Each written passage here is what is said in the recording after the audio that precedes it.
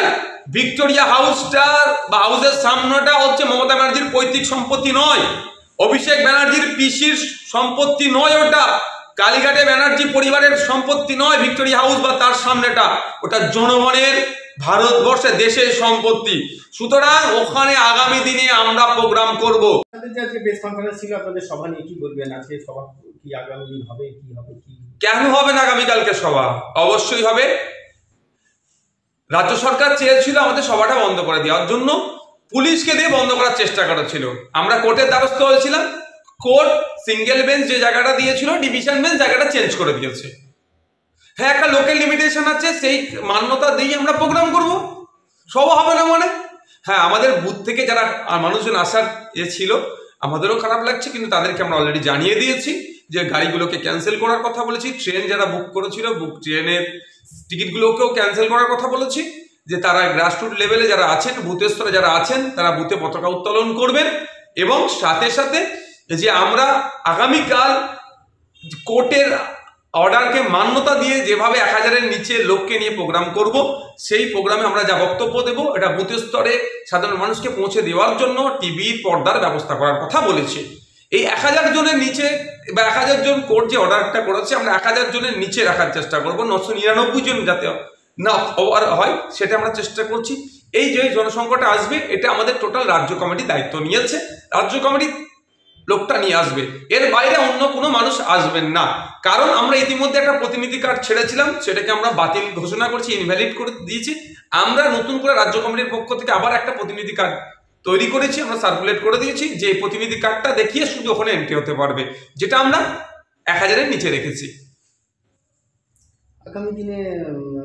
আগামী দিন যদি ভিক্টোরিয়া হাউসের সামনে সভা করতে হয়, আমরা পিছিয়ে আসছি না।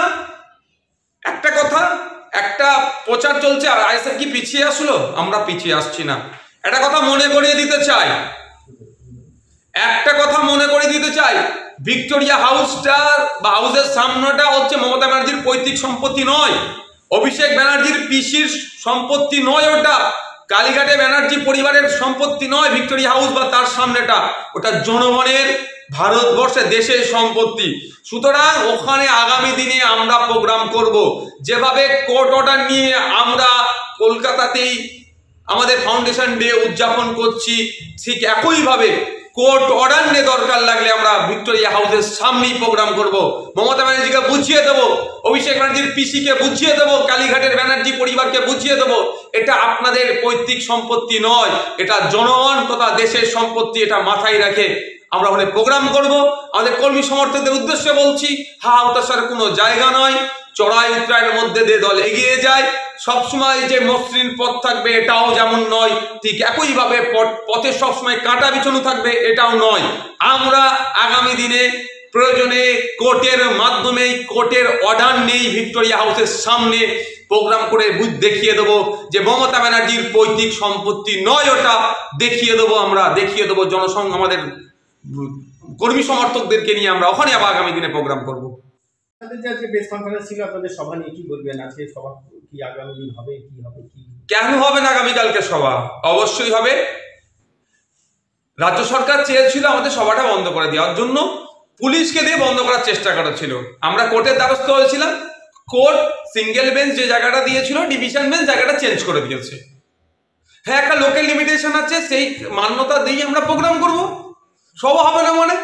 হ্যাঁ, আমাদের বুথ থেকে যারা মানুষজন আসার ছিল আমাদেরও খারাপ লাগছে, কিন্তু তাদেরকে আমরা অলরেডি জানিয়ে দিয়েছি যে গাড়িগুলোকে ক্যান্সেল করার কথা বলেছি। ট্রেন যারা বুক করেছিল ট্রেনের টিকিটগুলোকেও ক্যান্সেল করার কথা বলেছি, যে তারা গ্রাসরুট লেভেলে যারা আছেন, বুথের স্তরে যারা আছেন তারা বুথে পতাকা উত্তোলন করবেন। এবং সাথে সাথে যে আমরা আগামীকাল কোর্টের অর্ডারকে মান্যতা দিয়ে যেভাবে 1000-এর নিচে লোককে নিয়ে প্রোগ্রাম করব, সেই প্রোগ্রামে আমরা যা বক্তব্য দেব এটা বুথের স্তরে সাধারণ মানুষকে পৌঁছে দেওয়ার জন্য টিভির পর্দার ব্যবস্থা করার কথা বলেছি। এই 1000 জনের নিচে বা 1000 জন কোর্ট যে অর্ডারটা করেছে আমরা 1000 জনের নিচে রাখার চেষ্টা করব, 999 জন যাতে না ওভার হয় সেটা আমরা চেষ্টা করছি। এই যে জনসংখ্যাটা আসবে এটা আমাদের টোটাল রাজ্য কমিটি দায়িত্ব নিয়েছে, রাজ্য কমিটি লোকটা নিয়ে আসবে, এর বাইরে অন্য কোনো মানুষ আসবেন না। কারণ আমরা ইতিমধ্যে একটা প্রতিনিধি কার্ড ছেড়েছিলাম, সেটাকে আমরা বাতিল ঘোষণা করছি, ইনভ্যালিড করে দিয়েছি। আমরা নতুন করে রাজ্য কমিটির পক্ষ থেকে আবার একটা প্রতিনিধি কার্ড তৈরি করেছি, আমরা সার্কুলেট করে দিয়েছি, যে প্রতিনিধি কার্ডটা দেখিয়ে শুধু ওখানে এন্ট্রি হতে পারবে, যেটা আমরা 1000-এর নিচে রেখেছি।